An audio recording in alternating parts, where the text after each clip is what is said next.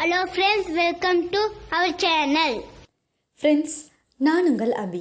இன்றைக்கி இந்த வீடியோவில் நம்ம ரொம்ப டேஸ்டான முறையில் கொழுக்கட்டை எப்படி செய்கிறதுன்னு பார்க்கலாங்க.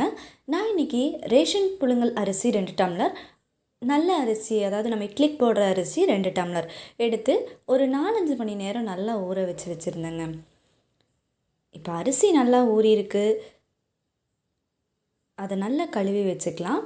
நான் ரேஷன் அரிசி ஊற போடும்போதே நல்லா சுத்தம் பண்ணி தாங்க அதுக்கப்புறம் ஊற வச்சுருந்தேன். நீங்கள் அதே மாதிரியே நல்லா சுத்தம் பண்ணிவிட்டு அதுக்கப்புறமா ஊற வச்சுக்கோங்க.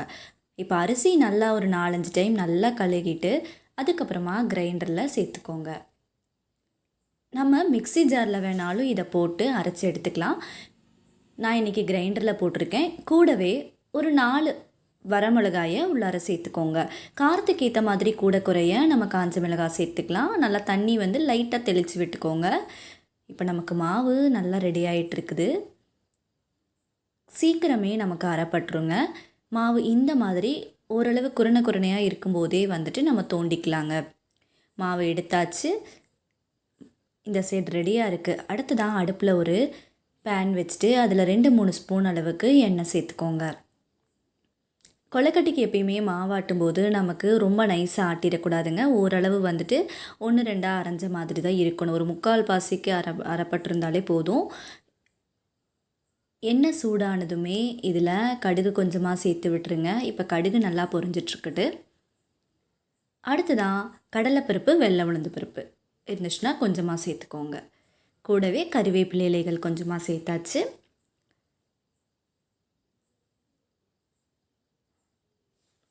இப்போ இது எல்லாம் நல்லா வதங்கட்டுங்க.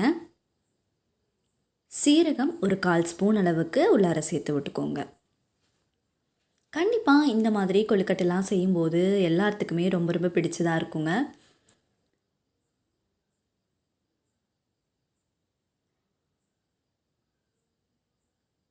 ஒரு 2-3 பச்சை மிளகாயை நல்லா கட் பண்ணிவிட்டு உள்ளே சேர்த்துக்கோங்க. கூடவே நல்லா கட் பண்ணி வச்சுருக்கிற பெரிய வெங்காயம் ஒரு 2 அண்ணா அதையும் உள்ளே சேர்த்துக்கோங்க. இப்போ மாவு நம்ம தோண்டி வச்சது இந்த சைடில் ரெடியாக இருக்குது ஒரு பாத்திரத்தில். அந்த சைட் தாளிப்பும் ரெடி ஆகிட்டுருக்கு. கூடவே ஒரு அரை மூடி தேங்காயை நல்லா துருவிட்டு உள்ளார சேர்த்து விட்டுக்கோங்க. தேங்காய் நமக்கு இதில் நிறையா சேர்க்கும்போது டேஸ்ட் ரொம்பவே நல்லாயிருக்கும். தேங்காய் சேர்த்துட்டு ஒரு 2 நிமிஷம் வதக்கி விட்ருங்க. அதுக்கப்புறமா நம்ம ஆட்டி எடுத்து வச்சுருக்கிற மாவு உள்ளார சேர்த்துக்கோங்க. ஆட்டும் போதே நான் இன்றைக்கி கொஞ்சமாக உப்பு சேர்த்துருக்குறேன். அதுவே போதுமானதாக இருக்கும். நீங்கள் சேர்த்துருக்கிற உப்பு பத்தலைனா மட்டும் இன்னும் கொஞ்சம் சேர்த்து விட்டு கலக்கி விடுங்க. அடுப்பை நல்லா சிம்மில் வச்சுட்டு நம்ம சேர்த்துருக்கிற வெங்காயம், தேங்காய் மிக்ஸ் எல்லாமே இந்த மாவில் மிக்ஸ் ஆகிற மாதிரி நல்லா கலரி விட்டுருங்க. மாவு ஓரளவு பிடிக்கிற பதத்துக்கு வர வரைக்கும் வறுத்துட்டு ஸ்டவ் ஆஃப் பண்ணிக்கோங்க. இட்லி சட்டியில் இந்த மாதிரி இட்லி சில்லு வச்சுட்டு அதுக்கப்புறமா நல்லா இந்த மாதிரி நம்ம உள்ளங்கையை வச்சு நல்லா பிடிச்சு விட்டுக்கோங்க. கொழுக்கட்டையை மாதிரி பிடிச்சு விட்டுட்டு அச்சு இருந்தால் கூட அதுலேயே நம்ம செஞ்சு வச்சுக்கலாம். இப்போது ஒரு 7-8 நிமிஷம் வரைக்கும் இது நல்லா வெந்துருச்சு. பாருங்கள், ரொம்ப அருமையான கொழுக்கட்டை ரெடி ஆகிடுச்சு. பார்க்கும்போதே எல்லாத்துக்குமே ரொம்ப சாப்பிட்ணுன்னு தோணும், பிடிச்ச மாதிரி இருக்கும். நான் இன்றைக்கி இதை குழம்பு இட்லி பொடி கூட வச்சு டேஸ்ட் பண்ண போகிறேன். கண்டிப்பாக உங்கள் வீட்லேயும் இந்த சூப்பரான கொழுக்கட்டையை ரெடி பண்ணி பாருங்கள். இது செய்கிறது பார்த்துட்டோம்னா ரொம்பவே சிம்பிள் தாங்க. ரேஷன் அரிசி வச்சு தான் செஞ்சுருக்கோம். ஆனால் சாப்பிட்டு பார்த்துட்டிங்கன்னா நமக்கு வேறு லெவல் டேஸ்ட்டாக இருக்கும்.